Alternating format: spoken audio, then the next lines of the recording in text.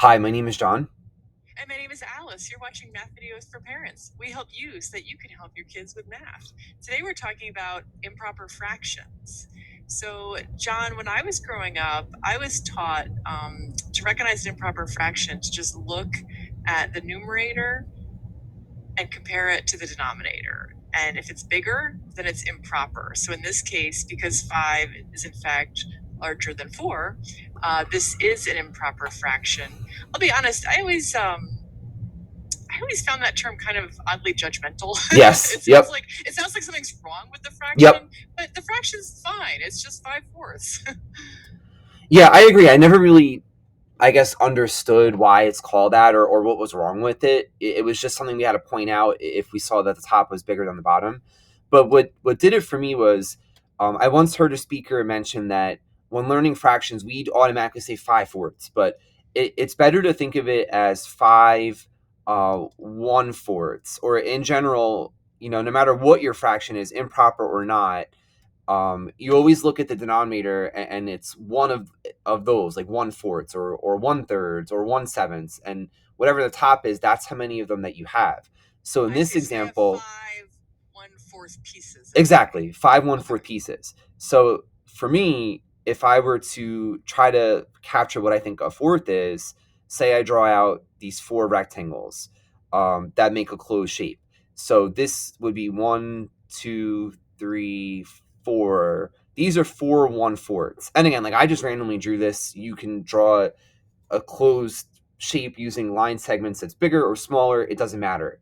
But this would be 4 1/4 in my drawing, which makes a whole. But to get 5 1/4, I would need to, make that same drawing all over again, but peel one of those 1/4 out and not the other 3.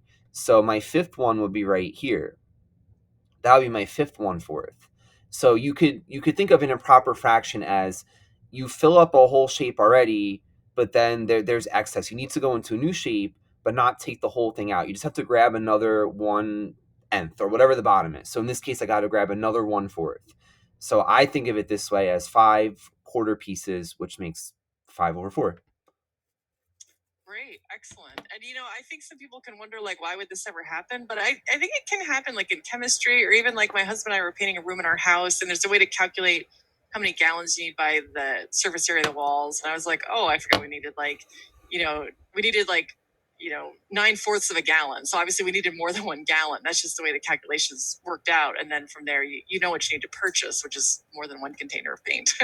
Exactly. Or if you're in a workplace, or like if you're a teacher and usually teach 5 blocks, but then there's a teacher shortage and you have to now teach 6, so now you teach like 6 out of 5 blocks, 6 blocks of the same size, and they're all a fifth of the day, or something like that. So your pay would have to be prorated to pick up that additional class. So that would be another example of an improper fraction. I think if you look for them, you can see them kind of everywhere in life. Exactly. Okay, great. So I think it's also good to kind of be able to recognize them from visuals. Right. So looking at this one here, looking at the one on the left, I'm going to say, okay, to write out the fraction, I can see just by looking at it that it's not improper because it's less than a whole. So to write the fraction, I'm going to say, okay, that's 2/3. So that's a proper fraction. John, what about the one on the right? So here I see similar to your shape. I see each one being cut into 1/3. So I have a third here, a third here, a third here, another 1/3 here, another 1/3 here. This is a third, but it's not shaded.